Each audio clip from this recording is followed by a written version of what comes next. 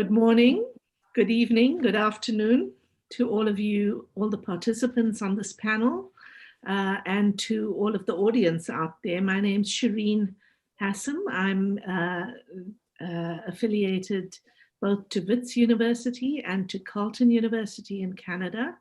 And I'm delighted to be moderating this session on the colonial, its future pasts, its various registers in our work around the world. I'm going to introduce the panel in a minute, but before that I want to say a great thank you to the organizers, to the people on the team who put together this amazing festival called the Time of the Writer Festival, which has been going for many years now and keeping our intellectual community alive. So thank you to all of them. Thank you also to the sponsors, without whom we would none of us be able to do this. Amasri Museum for South African Literature, the University of KwaZulu-Natal, the National Department of Arts and Culture, the KwaZulu-Natal Department of Arts and Culture, the French Institute of South Africa, the Stand Foundation, the Foundation for Human Rights, and last but not least, certainly not least, the National Institute for the Humanities and Social Sciences, whose director we are fortunate to have on this panel. Thanks to the media partner, I don't know about you, but I'm really enjoying getting the exposure to all the panels through the various social media platforms. So thank you to Imbiza Journal for African Writing, to Hear My Voice, who have been managing the technical part of this program that we are now doing from all over the world. And thank you to Ismail Mohammed, who's the director of the program. So to get us started, we have this amazing panel of people. Anaheed Al-Hardan, who is a sociologist at the American University in Beirut, also a fellow of the Arab-German Young Academy of Sciences and Humanities. And Anaheed has worked on specifically the questions of coloniality and resistance, on memories and counter-memories, and particularly thinking about these issues through the experiences of Palestinians and memories of the Nakba among displaced communities. So it's very nice to have you join us, Anaheed.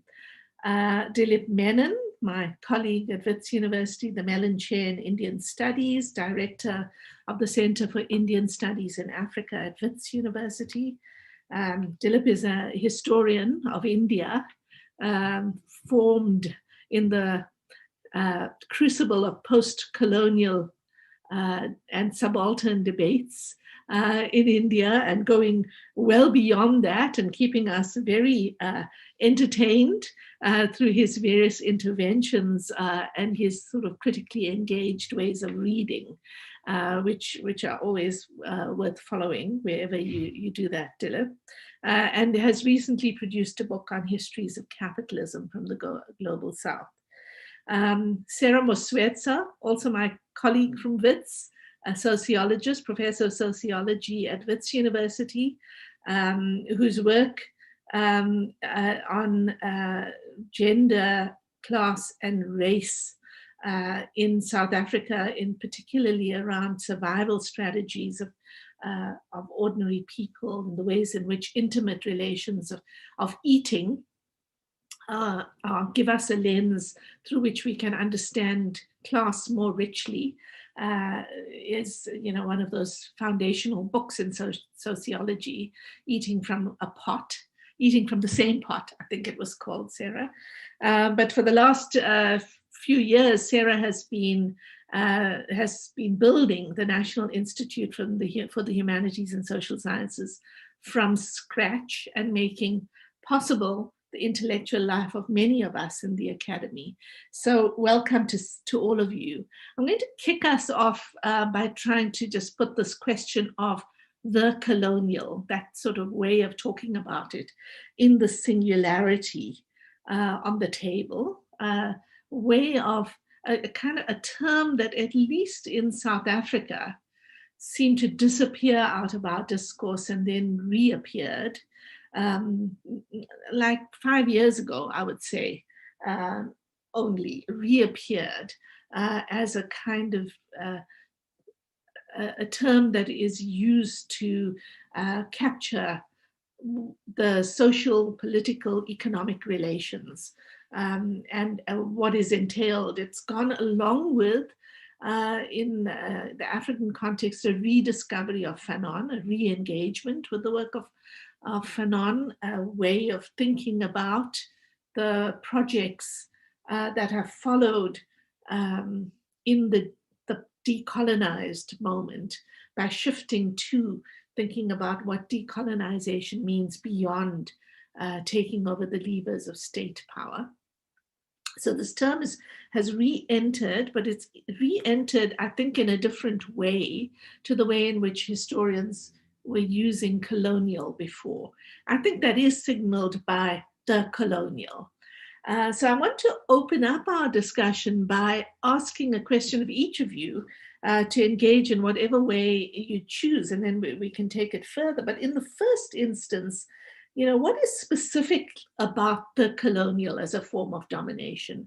What is that move signaling? What kinds of questions is it bringing to the fore?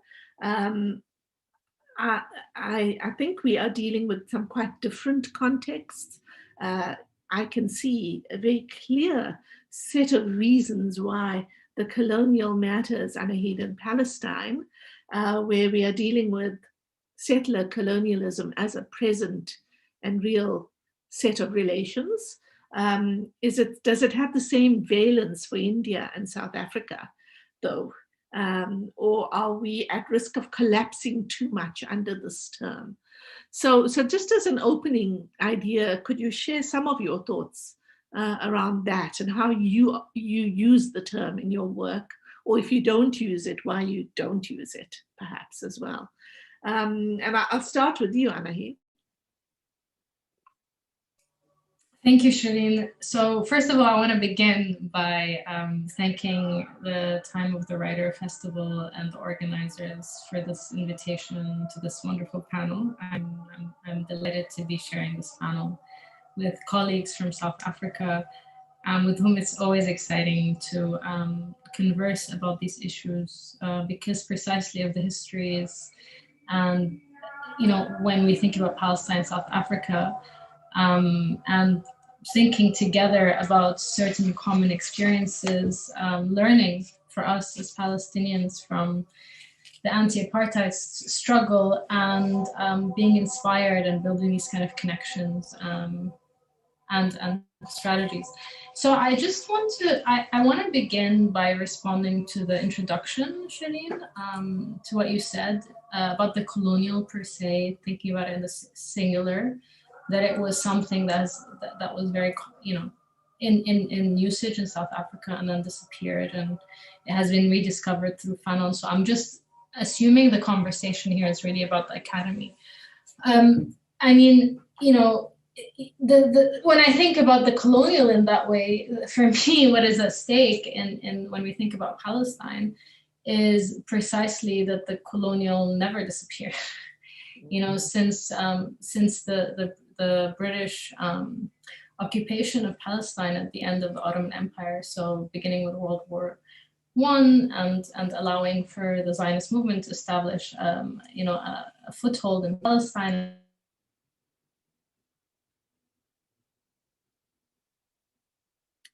The state of Israel dispossessed most Palestinians and occupied the remaining parts of Palestine in 1967, which means that today most Palestinians, all Palestinians in fact, their reality is precisely predicated on being colonized subjects. Whether we are living within the state of Israel, the occupied parts of Palestine that were occupied in 1948 as second-class Israeli citizens, subjected to all kind of discriminatory exclusions through laws that have in fact been compared to apartheid in many ways, or whether as non-citizens, non-subjects living under the longest military occupation in modern history. That's no longer a military occupation, that's really just another regime of rule but relegated through the military rather than a second-class citizenship, or as refugees expelled beyond Palestine in 1948, and who are now, we're talking about the fourth generation, denied the right to return because they don't belong to the same ethnicity. So I mean, when I think about the colonial as such, it has not appeared and disappeared for Palestinians. The problem is that the framing of the question of Palestine has precisely changed, even within the Palestinian National Liberation Movement language. You know, whereas during the Palestine Liberation Organization heydays in the 60s and 70s, mostly 70s, we were talking about anti-colonialism. And now, as a result of the deal the movement has struck with the Israeli state for its semi-autonomy, non-state states, statelets, sham, they've been referred to, actually, in the literature, they're compared to the Bantustans that were once upon a time in South Africa. You know, we now talk about, we talk about the language of state building, and we talk about the language of, you know, of sovereignty and of neoliberal economy and liberalization of the economy. We don't talk about the refugees anymore, or the Palestinians inside Israel being connected to the occupied Palestinians. The whole lexicon has changed. So in the way the colonial in Palestine continues to structure everyone's life, regardless of the regime Israel has put us under. And the problem is that the disappearing of the very category is an intentional, if you will, is a kind of intentional policy of colonialism by other means. But the question is still there. So these are like, ooh. Yeah, I mean, there's what you're saying is the return of settler colonialism as a framing is an important political act against the framing of state building and a displaced. So I can, you know, that seems to be a really interesting discussion in the Palestinian context. Sarah, I mean, what do you think about the colonial? What do you think it enables and displaces in the South African context? Is it a way in which we are able to bring back the question of race and what's, you know, what's lost and gained? I suppose for me, the notion itself of the colonial is both an experience. What are we experiencing currently in different parts of the world, but particularly South Africa? But it could also be a useful way, a useful tool of understanding and making sense of a very complex political, economic, cultural world and South Africa. From my side, critical historiographies will help us understand that for us the colonial is unique, and in no way am I wanting to make the argument that of South Africa's exceptionalism, but in many parts of the continent we transitioned, and I'm not suggesting that we are transitioned in a linear way. We transitioned from colonial to post-independence, right? And that's the language in some ways. In South Africa, it's much more complex. We transitioned from the kingdoms, nations, to colonial, to segregation, to apartheid, and we talk about post-apartheid South Africa. In some ways, even our choice of language and analysis is not post-independence, because I suppose politically we also understand that we're not post-independence in that sense. So the colonial is very much a lived experience for us on a day-to-day basis. And if we take the colonial as a tool of analysis, we then are able to say, how is it mediated? And for me, it's mediated through framings of both space and the subject, and subjects, right? And those subjects are very gendered. They have a particular race. They have a particular ethnicity, and in South Africa, ethnicity has been another way in which I suppose it got exacerbated post-apartheid.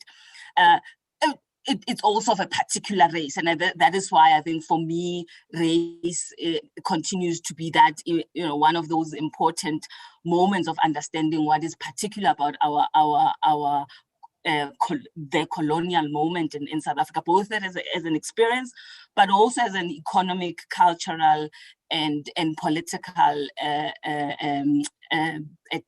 experience, but reality.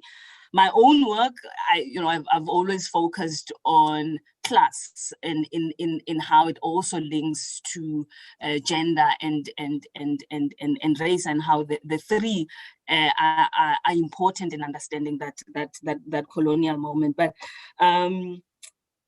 in understanding it, I want to emphasize that while some will want to understand it as purely understanding the subject as cultural, as political, there's also the subject as highly an economic an economic subject, and therefore the form of subjugation and domination is linked linked to that. It's also linked to our own, how we did space in South Africa. So let me pause here and allow the discussion to flow. Thanks, Sarah. That's quite a lot on the table there for us to discuss. Dilip?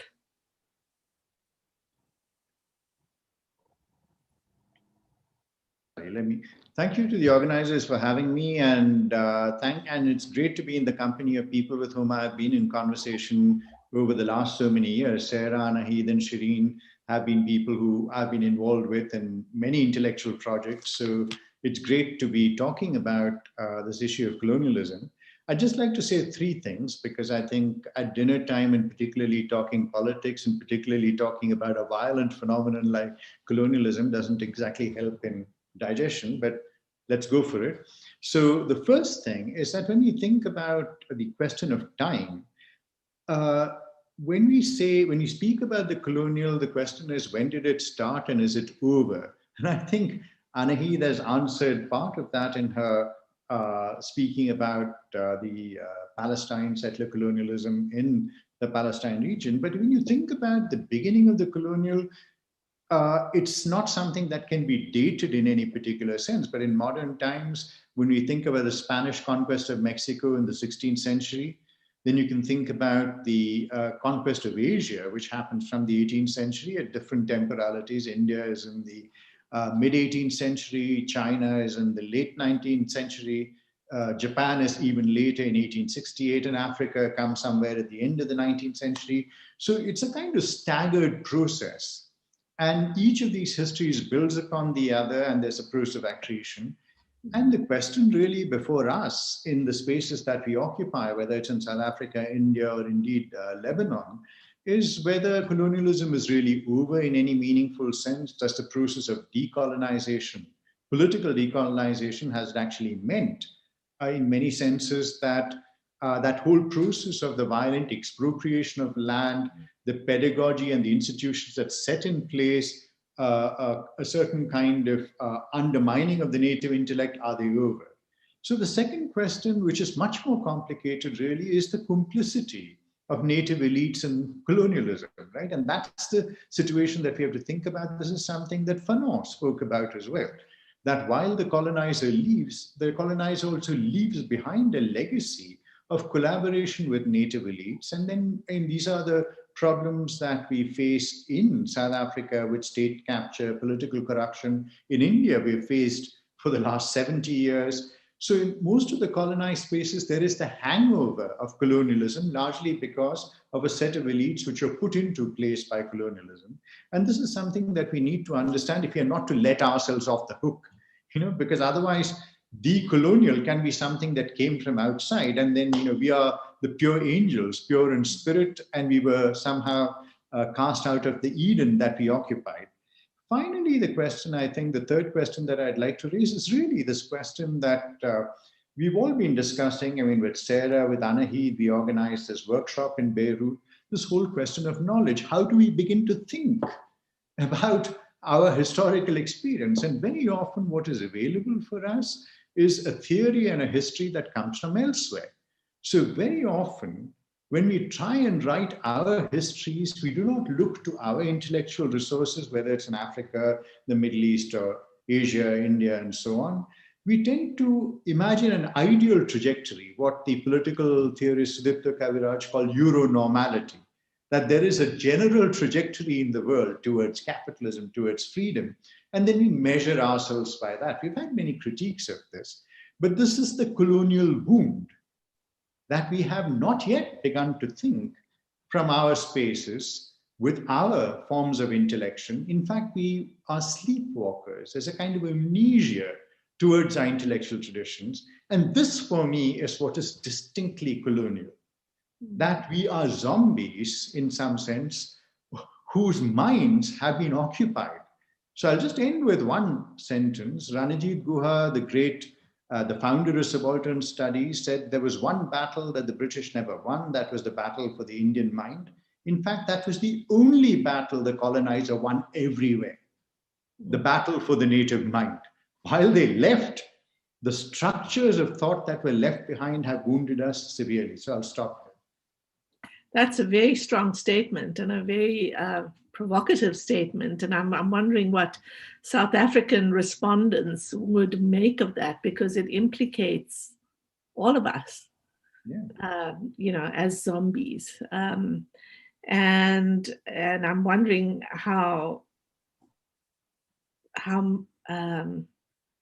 true that is, because one of the distinctive things about apartheid, for example, is that you didn't have this kind of epistemicide, which is what you're sort of pointing to, right? You had a kind of project of valorization. Sarah also was beginning to point to that there was a kind of reification of ethnicity and difference, and a valorization of culture, and a project of keeping epistemologies separate, and of almost kind of encouraging the flowering of this idea of distinctiveness. I could just give a very personal example of that. When I went to UDW, the only literature that they wanted us to read in English literature, they tried to turn it into an Indian literature department, right? So to make us read that, because that would give us an identity of being Indian.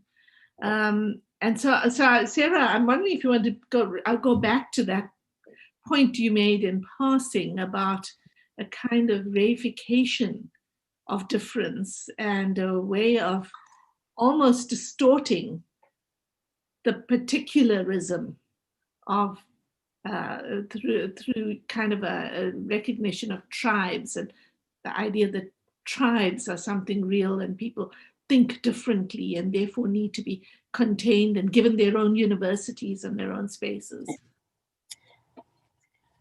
Yeah, I mean, that was a particular way, and we now know as South Africans that was one way in which the divide and rule tactics how the colonial used the divide and rule in terms of ethnicity. That, for example, in Soweto you'll have the Zulu section and the Xhosa section and the Sotho section, but we also know how, and this is what I was talking about, that space also was used in ways to again dominate. In some ways, if that project was complete, Dilip, we would not have found ourselves where we are currently in South Africa. So there is a way that we were complicit, and I don't want to mention names. Think of the Bantustan leaders, right? They were complicit in that. Think about the kings who were complicit in that. But there was also a moments of real radicalism, and I don't want to talk about double consciousness. That's something else, right? I'm talking about real agency of saying we, in actual fact, the way that they've also constructed another space called the factory or the mine, that in actual fact, we are all exploited in this mind, despite the fact that we are from Lesotho, another country, or another province, then another Bantustan. But there was a moment of agency. And I suppose that it took a while, and that is why we then we didn't go from colonial to independence. It took a while for that consciousness, precisely because it was a project of the mind. It was, using different forms. And I suppose that's how why it took so long, but it's still with us. And I get you that we also need to find ways, how it also found ways to replicate itself, and it still does, right? Yeah, I mean, I just suddenly was reminded that 1976, one of the issues was a refusal of vernacularization, right? A refusal of the apartheid project of being taught, not in English, right, but in having been forced to be taught in a particular, under a particular sign, which was a kind of, felt at the time was a project of dehumanizing or sort of de-universalizing subjects. Of course, Palestine is occupied. I mean, it feels to me like it's it's different, Anaheed, in that you have a real and present colonialism, right? It's not a debate, but whether you call it that or you call it something else, whether you think the occupation, is a device for managing conflict, or you think it is a form of domination that we would call colonial, matters. The lexicon does matter in how you talk about knowledge projects. I mean, would you agree that with Dilip's very provocative statement that we are all zombies? I mean, I think in the case of Palestine, the only political entity that doesn't agree that it's settler colonialism is probably the Israelis themselves. Yeah. And, when we think, but I think also what I tried to allude to at the beginning with my starting statement is that when we don't call colonialism for what it is, for example, in a country like Germany, calling out Israel on settler colonialism is seen as a kind of anti-Semitism. So I realized that I'm in an audience where I don't have to explain the mechanism of Israeli settler colonialism.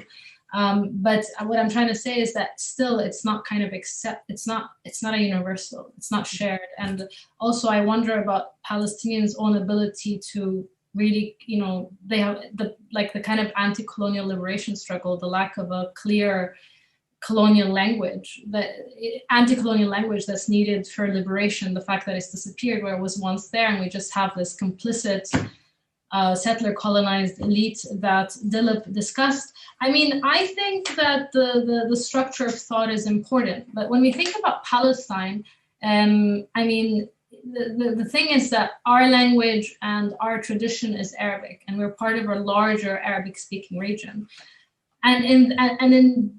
And of course, we did encounter colonialism epistemologically in the 19th century as Arabs, now as Arabic-speaking, people living in this region. And we had to also quickly catch up and rethink what Islam is, and all these kind of questions came into being. But the point is that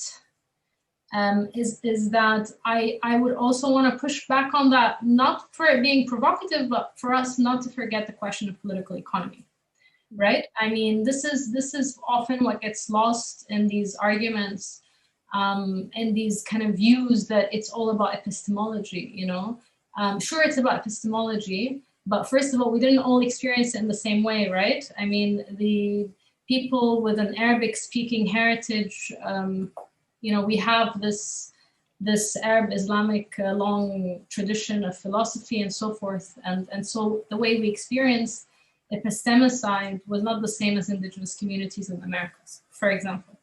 But political economy, I mean, the reordering of the world, this is something that's also, for me, quite important, the kind of regimes that were left behind, the political economy of the world, the economic dependency, the lack of food sovereignty, the regimes that are in place today, the way in which, Israel is making peace treaties right, left, and center. All these issues, I think, are should not be overlooked. Our ongoing dependence on the previous empires and plus the US is not just a question of our epistemological dependence, which I would agree with, but I would want to kind of also put forward the question of the structural, to bring back the structure back into the conversation. Yeah, I mean, I think structure and agency both are what I would want to bring back into the conversation, because in a way, Dilip, I think what you, at least, in relation to South Africa, you cannot understand racial capitalism without looking at the South African scholarship. I mean, people do, because they don't ever look at the writing from Africa, but that was about concretely trying to think from our location. Not simply adopt a kind of a paradigm, but that's you want to push back. I just put that out there as a way of actually provoking a set of discussions. Now, it's entirely true that whether we are thinking about the Arabic public sphere, when you have the entry, and there are wonderful works on this, so that when Freud and Darwin are translated into Arabic, there's a whole process of engagement which tries to render these ideas commensurable with, so they actually become understood within an Arabic epistemology. There are works on that. We could talk about Black consciousness in South Africa. We could talk about Gandhi's whole enterprise and so on. But I was talking about our immediate present, right? I mean, so there are two temporalities here. One, there was that anti-colonial movement, or that movement from within colonialism, which tried to work with the resources of indigenous thinking and existing indigenous scholarship and existing indigenous texts in order to create a counterweight. What we have now, to get back to the question of political economy, what we have now is the political economy of the academy. So that if I were to want to publish an article drawing entirely upon Xhosa traditions, there are a very limited number of journals which should publish me, where they would say, well, why don't you engage with Habermas? Why don't you engage with Nancy Fraser? Why don't you engage with XYZ? That these are indigenous epistemologies. This is thought from the global south, and so on. So in that sense, I think we are thinking about our universities in our spaces as trying to replicate what so teaching sociology in Africa, for example, or in South Africa, has to be very different as an enterprise from teaching sociology in Beirut or teaching sociology in Berkeley. But it isn't. It's more or less the same syllabus. And we have to think about the implications of that, where we are drawn into the idea of a universal set of ideas which have been set in place. And then there are the local variants, where we provide the meat and the biryani, as it were, and so to chew on. So South Africa, India, Beirut are all very different, but then there is the universal biryani of Western social theory. So that's what I was pointing to, a political economy which actually debilitates a kind of intellectual production from our spaces, even for our younger students. There's a lot to be said about curriculum, which I'm going to hold off on now, but Nafisa Isab Sheikh has been asking some questions. So could we unmute Nafisa so you could actually ask those questions, Nafisa? You are unmuted. Okay, can you hear me now? Yes, we can hear you.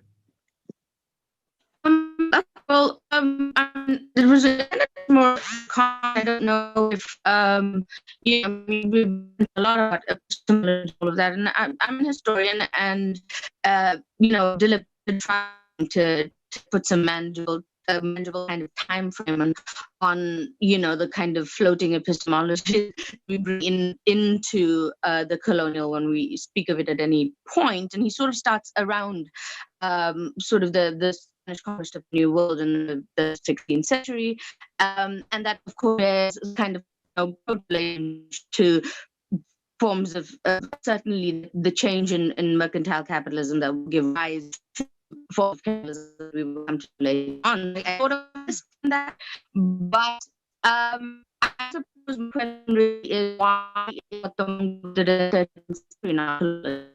they have capitalism, but why was very much Sorry, Nafisa. Sorry, Nafisa, the connection is not very good. I think if the question you're asking is about time, right? It's about various temporality. Yeah, and I think probably Dilip would agree with you on that one, on the longer time frames. But you're saying you want to pin him down on what is a more manageable time frame from which to think about the question of epistemological domination. Is that what you're saying? No, we've lost her. Yeah, no, but I think the question really, I mean, I don't want to go on for too long, but I really think the question is there can't be one time frame for the entire world. We have to think with multiple time frames, different temporalities for different regions. And I'm in agreement with Nafisa entirely when she says, we choose arbitrary points of beginning. I chose the 16th century. We could go back even further. We could come back more recently and so on and so forth. But this is a talk, and I suppose we are all trying to think about what we can actually engage with. Well, I am interested in this question of how we think about epistemology and about the sort of the tendency sometimes to assume that there are some pure versions of indigenous thinking, right? Which yes, I'm sure you agree that it's not. That's not the case. That Western and African and Middle Eastern and Indian epistemologies have been very much interlinked through various forms of travelers connecting the different areas, the kind of trying to find the origins of particular thinking is not really what we mean when we talk about decolonizing knowledge production.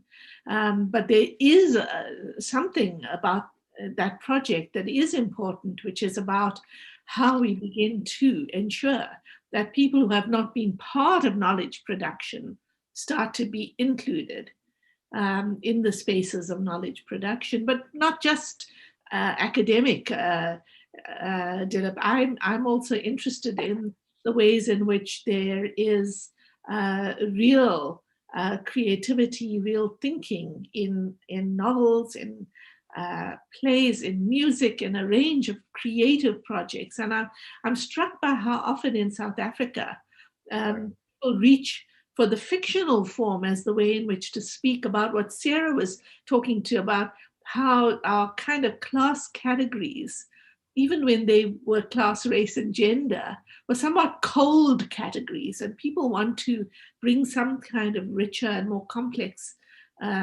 sensibility into the conversation, and the creative writing space has been so important for that.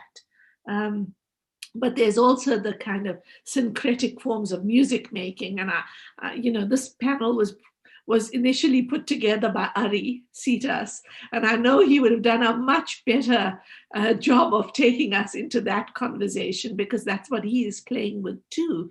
Not these separate conversations, but what we can do when we speak to each other and bring all that richness together. Yeah, and Sarah, I mean, that's part of what NIHSS is trying to support, right?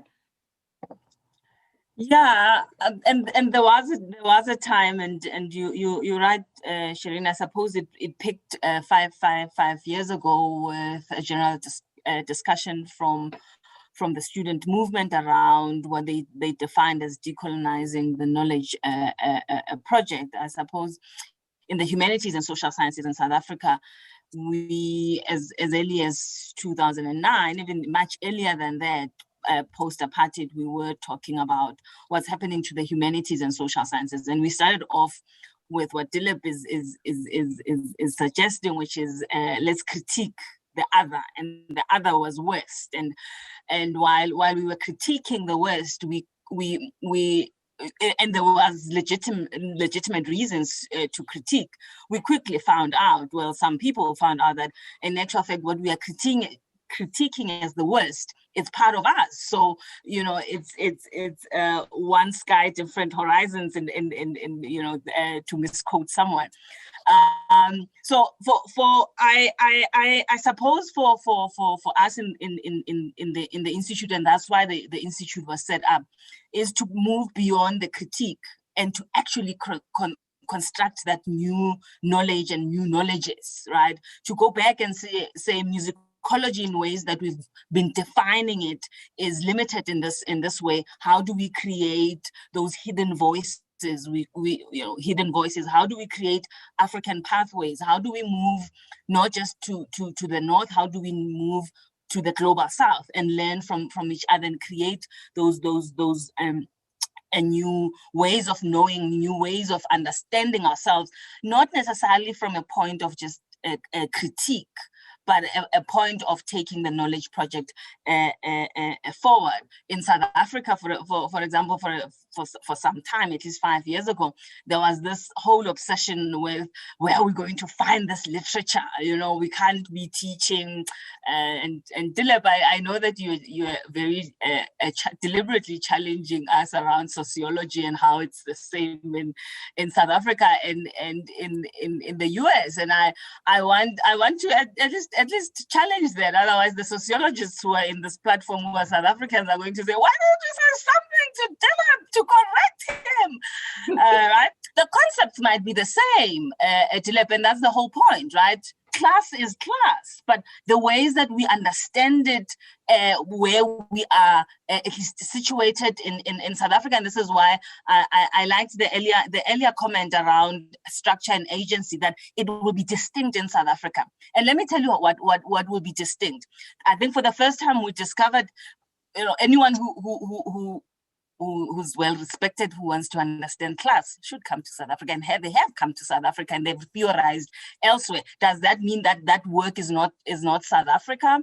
I doubt that very much. So for us in the institute, 5-6 years in the making, is to find that new knowledge, find those texts beyond just the creative, find those texts so that we are able to also engage on this new knowledge project and journey.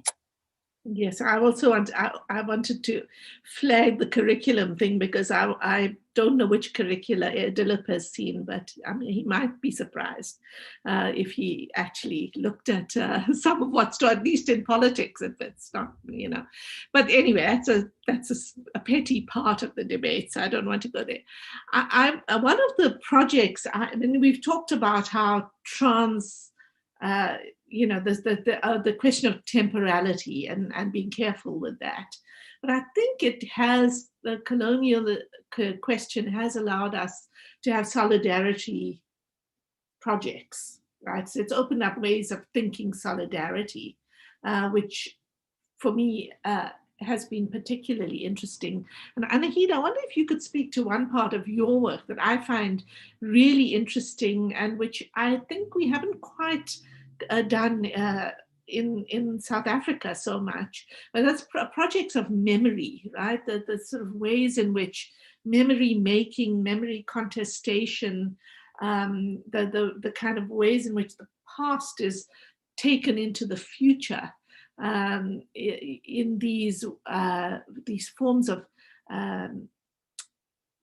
thinking about history differently. If you like, I mean, that's a large part of the work you do. Now, how do communities tell themselves stories of survival, but also in those stories question dominant forms of history? I mean, could you tell us a little bit about that work that you've done? Sure, and I see now, the whole question of the agency coming in, because that is actually precisely where we can begin talking about the question of agency. Can I just say one thing about the decolonizing the curriculum before I move on to the question of memory, which is, I just want to throw this out there, is that I realized that students in South Africa, had a movement and wanted to decolonize their curriculums and change the faculty composition and representation. But I also want to caution that the way in which decolonization has become in vogue in the Anglophone Academy internationally, it makes me really question its place alongside a serious conversation about colonialism, just because it's become a kind of, the way it's used, it's like decolonize everything now. It becomes a radical project. In addition, to the extent that it becomes meaningless. Somehow we forget to associate, we forget what decolonization is. We forget that it was, and it still is, in Palestine, a violent process of getting rid of the colonists. So you can't just decolonize your cookbook and everything's going to be fine if you exterminated the people on which your cookbook is based. I'm thinking about my colleagues in the US, but it's become something really in vogue. And this is where, I try to push back on epistemology and where that can go without political economy.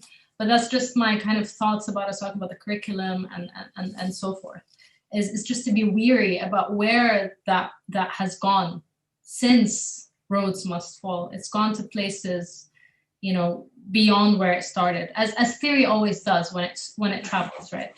With regards to the question of colonialism and solidarity and agency, so yes, in my first book on Palestinians and refugees in Syria, I precisely wanted to understand how 3 generations of Palestinians who were born and raised in Syria before the war was one of the most integrated, stable Palestinian refugee communities in the Arab world, remembered the establishment of the State of Israel in 1948, what's referred to as the catastrophe, remembered the villages that were destroyed, remember more than 500 villages were destroyed during the establishment of Israel, precisely the way these memories and narratives were transmitted and the way futures were imagined as a way to ensure, to contest the Zionist erasure, ongoing Israeli denial, and in a way the Palestinian leadership complicity in today, essentially, in Israeli settler colonialism. But I just want to, also add that in addition to this kind of work on Palestinian memory cultures, contesting Israeli settler colonialism and Palestinian official, the elite, the neo-colonial elite complicity in this. More recently, I've been kind of expanded my work in this area, and now I'm really interested in thinking about the way in which people who were decolonized imagined themselves in the 50s and 60s, especially during these first 2 decades of the anti-colonial movement, imagine themselves as part of a kind of African, Asian, anti-colonial bloc, and the way in which these imaginaries, connections led to certain imaginaries and vocabularies, which precisely I'd like to revisit today to think of a conceptual vocabulary with which to understand the colonial that stems from our experiences as currently or formerly or ongoingly, whatever way we want to put it, colonized subjects living in Africa and Asia. So these questions are really important. And they at once raise the question of structure and agency and the question of knowledge and theory and how to theorize. And also as a sociologist here, I think I'm going to send Dilip my syllabus after this webinar.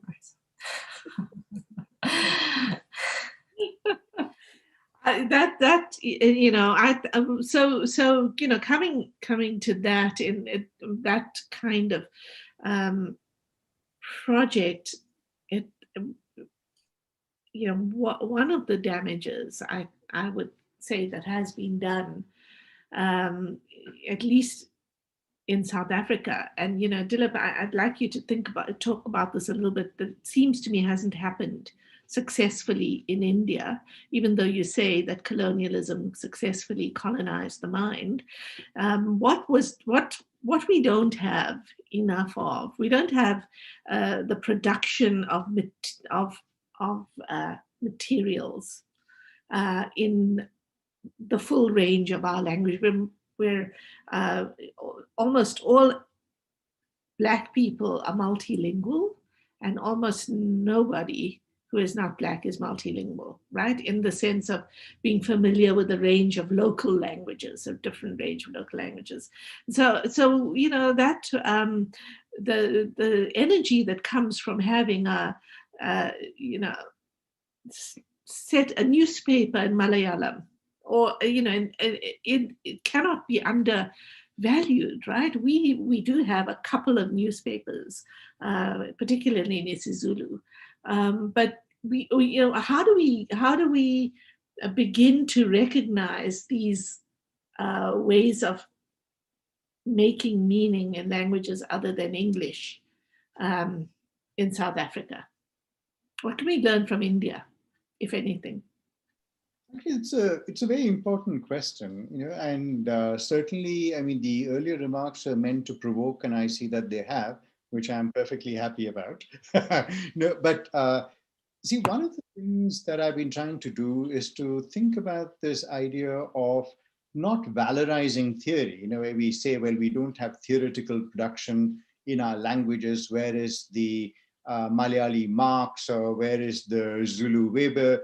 I think those are probably questions that are wrongly posed, because in the course of everyday interaction, we are constantly in our various spaces, in our various languages, thinking about questions of self, ethics, politics. We saw this during the Arab Spring as well, and there have been work on that. You've seen this in South Africa during the anti-apartheid struggles, and forms of political imagination which were created out of people actually conversing, meeting in churches, creating a vocabulary that was crossing the divide between the religious and the secular. We can think about all of this. But when we get into the space of something that is called theoretical production within the political economy of the university, within the structures of pedagogy, to give you an example, when I held a conference which was titled Deriving Concepts from the Global South, and I was speaking with a young student who was a poet in Sepedi. And I said, you know, would you like to present a paper on a word from Sepedi, which you would then use to unpack the entailments of that word, how it is located in the community, how people think through that? He said, no, what I can do is I can write poetry, right? And I thought to myself, well, what does this mean? That somebody thinks that my language is good for making love in, my language is good for speaking in, but my language cannot bear the weight of thought. And this is, of course, posing the problem in a very extreme kind of fashion. And so that's one kind of problem. The second kind of problem is when students from our spaces, from Africa and India, go to universities abroad, they are asked to bear the burden of being the native informant. You know, so they are told, okay, you're from South Africa, work on something South African and tell us, you know, what is it that your culture thinks with, or if you're from Beirut, or if you're from India and so on. And the student might well say, look, I want to work on Kant and Hegel. I don't want to work on my culture. So that's the other side of the problem as well. And here is where we are dealing with this whole question of the colonial. Again, where there are certain resources that we don't see as enabling us to write ourselves into the world. And on the other hand, from the spaces that occupy the heights of the political economy of education, we can only be who we are, that we cannot generate universal forms of knowledge. You speak as a South African or as an Arab or as an Indian. And I think these are related problems. So I just want to put that out there. I mean, it's it's a very complex space, because there's also in that space are some very certain universals getting recreated and binaries so you're either colonial or you're colonized. You're either that those dualisms also don't really help us. I mean, I think I agree with you that there's a kind of a reluctance, at least among South African students, right, to do what you're doing. When I was teaching, I would often say to my PhD students that they have more resources than most actually for doing research on communities that they came from. And that would be the really interesting thing. But instead, they wanted to write a dissertation on how intellectual work in South Africa was all implicated in the reproduction of Western epistemology, right? So, I mean, that's also just utterly unhelpful. Trying to get people to go into the field seems to me, however you want to define that, as, problematic as the field is as a concept, but people to take seriously their own histories and to valorize and validate writing about those communities from which they came, rather than kind of feeling like by coming to the university they've left that behind, that they want to be read in a different register as a different kind of person. That would speak to the problem that you are putting on the table, Dilip, of how has it shaped what we think is who we should be. Let me just say one sentence here. That is not only about talking back to Europe and talking back to America. We need conversations amongst each other like we're having right now. That's talking what back to Europe is boring, actually, for the most part. It's a circular, boring sort of argument. I think Anaheed put her finger on it. It's what we can say across these other spaces that have been the most productive and interesting. And I mean, just came from a PhD defense before this, where someone working on social grants in South Africa, there was someone in the audience was speaking about Brazil, and that was the most exciting part of the conversation, is this way in which the Brazilian experience of a so-called progressive government instituting a certain kind of grant, what does that all mean? What is the political project at stake there? We've sort of come to the end of this hour, and I'm wondering, Pomola, I cannot see any questions. Are there any audience questions? Is there an audience? Is there? No. Well, it's okay. We can talk to each other. It's still interesting. Well, if there aren't, I feel maybe we can wrap this up, because I know it's late for some of you. Stephen Sparks, the histories of literacy. Yes, but no, it's not too late, Stephen. There's a question about histories of literacy, about whether, what are the legacies of orality? And I imagine, as it's coming from a historian, there are interesting questions of archives associated with that. Does anyone want to say anything? Anaheed, do you actually, I mean, your work was not based on written texts, but on the circulation of stories, right? Yeah. Oh, I'm muted. Yeah, no, definitely. So, I mean, in the case of Palestinians expelled in 1948, we're talking about an overwhelmingly peasant and illiterate society, and in any case, even for the urban elite of the cities, they left with nothing. So all the libraries, all the archives were taken over. So yes, trying to understand how people remember, how people reconstruct, resist. Precisely, I did it through oral history and narratives, and I think that's very fruitful. And that was a very fruitful project. But of course, I did also want to, part of the project was to also precisely take Palestinian written intellectual production seriously, right? Because it's very easy because it's often there tends to be the tendency in the study of the other and in the way we're trained that, they produce culture, so we'll just do oral histories and narratives with them, and then we bring some theories, some fancy theories from we know where, the only people capable of producing theories. And so it was very also important for me to really set up this oral history project and narratives and trying to understand people remember against what has been written in Arabic in 1948, which no one had really done before, not because literature wasn't there, but because, Palestinians are not seen as knowledge-producing subjects of history-only objects. So I think a balance, you know, if there are written sources, a balance needs to be found to speak to that kind of colonial way of doing research that still very much exists in the academy, but also the realities of people that can only be transmitted when we're thinking about counter-memory narratively. So I hope that addresses your questions. Thank you.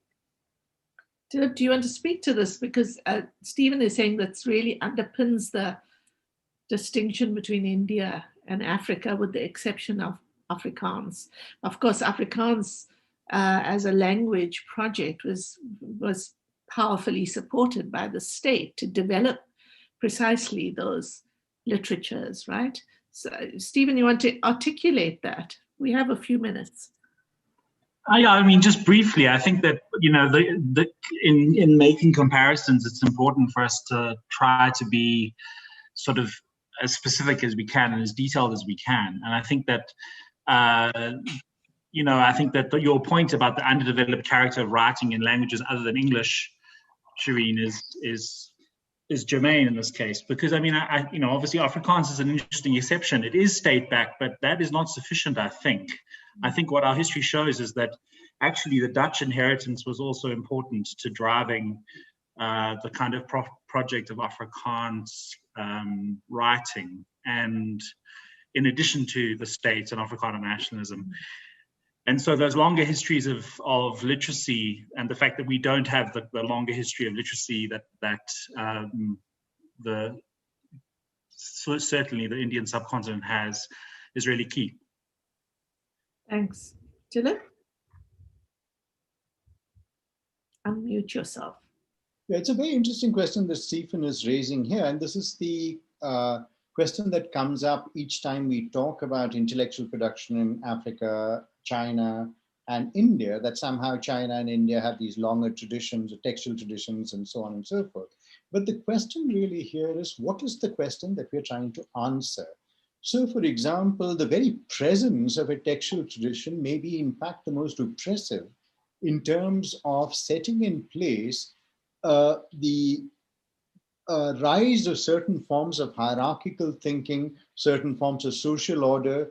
So if you think about the departures that have happened in our historiography, whether it is by feminists, whether it's by Dalits, you know, the former untouchables who call themselves Dalits after the broken people and so on, they move away from these textual traditions in order to recover vocabularies of political practice, practices of social intimacy, thinking about questions like touch, which are so central to caste. So looking at a phenomenology of everyday interaction. So we are moving away from the textual traditions precisely in order to recover the radical impulse that exists, which have always worked against these forces of stasis. Because in many senses, textual tradition is a rendering of the social order of a society.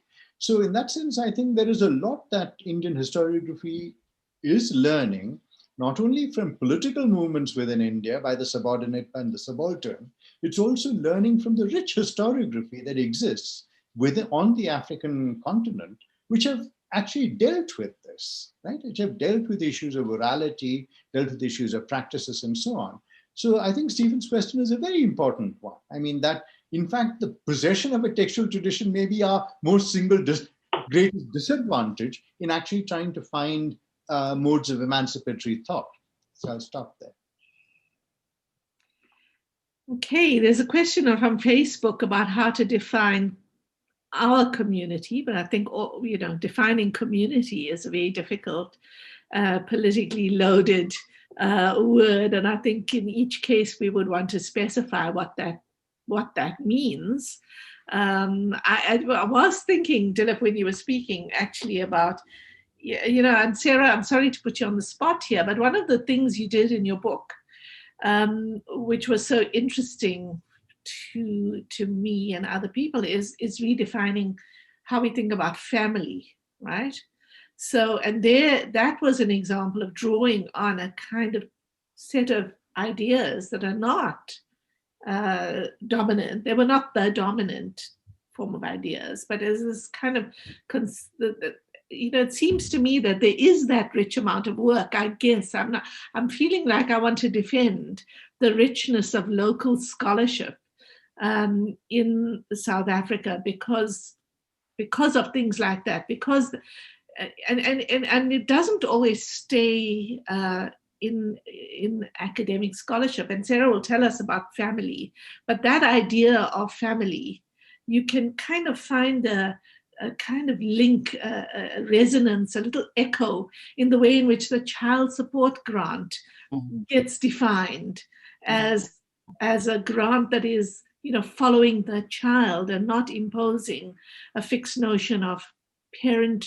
responsibility or maternalism. Maybe you just want to say something about that, Sarah, because I think we did actually offer some very unique readings in South African literature that have had global resonance. Yeah, I suppose it's about telling a young scholar to go back to the township and that confidence of reimagining that space as a space that you can theorize from and not something else. So the issue around household, for me, it did not resonate with also how my own history or histories, right? Because the notion of the family is that it is this, it's bounded even physically. It's this house and it's the family, and this is how it operates. You find that even now in our experiences of COVID, how we said a lockdown, right? And we then say lockdown, don't travel. But if households are interlinked in terms of their livelihoods, if they are interlinked even in terms of their social livelihoods, then it essentially means that we are still defining ourselves in very narrow ways that don't speak to who we are in South Africa and many parts of the continent. And being able to say that, being able to study that, being able to theorize on that also meant that we also need spaces where knowledge as power can also say, okay, knowledge production that says, okay, here's an interesting concept. We can still publish a book called Eating from One Pot that seems to be negating what we've always known about families and households, and are they even different? But those spaces need to be created so that we are saying to ourselves that we need to publish, we need to think outside the box. We also will be encouraged to do that, because I think in so many ways our young scholars also somehow, even though they are very vocal, they also need permission to say it is okay. It is okay, but it's also okay not to study those spaces and to study others. What I've been interested in my work in the Institute is how much as South Africans, because of apartheid, again, let's go back to the apartheid, we've been so insulated in South Africa and not wanting to think about, and my general example is labor movements in South Africa and Nigeria, and how if we just move there and understand that space, we are able to even, I suppose, come with concepts that better understand where we are. Thanks. Dilip, you wanted to say something? Yes, I did want to say something, because I think, the question of community that was raised by Pralini and this question of colonialism that we're looking at right now, or the colonial, I think they're connected in some way, because if we think about our societies in some kind of pre-colonial space, historical space, there were multiple differences of religion, ethnicity, and so on and so forth, and there were multiple crossovers as well. But there is a way in which the colonial meant a certain hardening of identities, the loss of a certain kind of flexibility, the creation of categories. We're familiar with this from the historiography, right? So when we think about what is a community, there are probably two elements that I'd like to stress. One is that of love, right? By love, I mean in a very general sense, when you think about the family, for example. So whether we think about the devastated landscape of slavery in the United States, we think about the debilitating effects of caste in India and the creation of a class of untouchables, or we think about the post-HIV landscape in South Africa, family is really anyone who will take you in, right? It's not a mother, father, or two parents and a child. It's anybody who will take you in. It's relationships premised on love, right? So the children being brought up by unknown others as well, right? So when you think about that, I think what this question of a community is something that we need to think about in this utopian futurity sense as well. And that's one thing that I'd like to say, where we are actually moving beyond the colonial, right? Where we are thinking about ourselves as humans. And in this conversation too, I mean, I don't think we're chatting to each other as South African, Indian, and Arab in any. The second thing is that of a politics, which is what this connects to, that a community is created through politics, through affinity. It's not as if Indians ally with Indians and Arabs with Arabs and Africans with Africans. It is the politics of affinity that brings us together, that here we are, the four of us were trying to forge a conversation, right?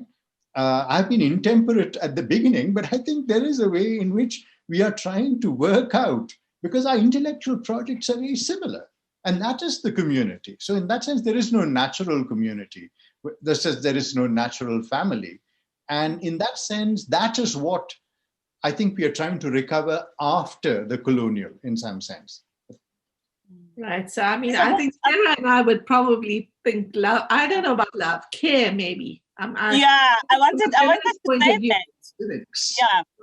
I mean, I wanted to say, certainly, I think there are many spaces where love is the center of it. But with the kind of violence that we also see in most of these spaces, love has nothing to do with it other than these are also economic spaces. See, if we start thinking about the households as economic spaces, then we think about care as an important contributor in the economy, rather than think about it as just all love. Because once we start thinking about it as all love, we miss certain household dynamics, community dynamics, right? I mean, and Dilip, you're right. I think we need to engage with this notion of community. I think even this conversation, in my mind, is a conversation of a single community. You know, when Anaheed is talking about her own work and her own experience, I can, it resonates with certain parts of the work that I do, the work that other people are doing in the global South, in South Africa. So in that sense, there's that community that to negate the structure, we need to deliberately create those communities so that we are not seen as too dispersed as communities, to not allow radical, I'm now concluding on this, radical social change in that sense. Sorry, Shireen, I'll keep quiet. That's a great way to conclude. Anaheed, do you want to have the last word? Unmute yourself, please.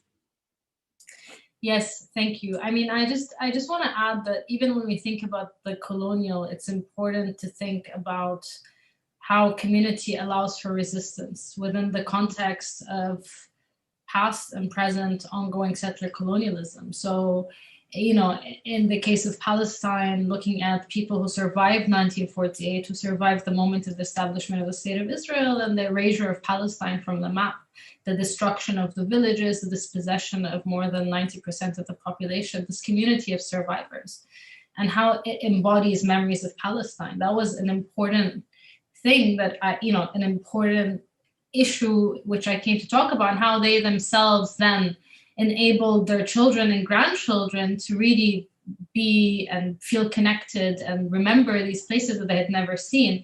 But of activists, of people who wanted to revive Palestine intentionally through memory practices to enable some kind of future return to Palestine, even if at the moment return for Palestinian refugees is out of the question. And finally, the Palestinian refugee communities across the Arab world, what they themselves come to represent. So in the case of Syria, where after the war in Syria in 2011, And you know, speaking to Palestinian refugee communities who became refugees again in Lebanon and like yearning for Palestine, but also yearning for Syria, what does that tell us about these different possibilities, about thinking beyond these essentially, you know, in the case of the Arab world, British and French created borders, and about these kind of communities representing something that we can imagine beyond, going to what Dilip said, you know, to, you know, imagining some kind of futurity beyond the colonial. I think it's also important. And, you know, these are important points. And of course, having this conversation and being in a community is also very important. And thank you for raising these questions. And I hope we can continue this conversation over a real dinner one day. That would be so wonderful. Thank you so much, all of you. And thank you to our broader community of people who unfortunately are a bit faceless in this space. And yes, next time in the same room together, that would be great. Thank you so much. And great to catch up with all you guys. Yes, wonderful. Thank you.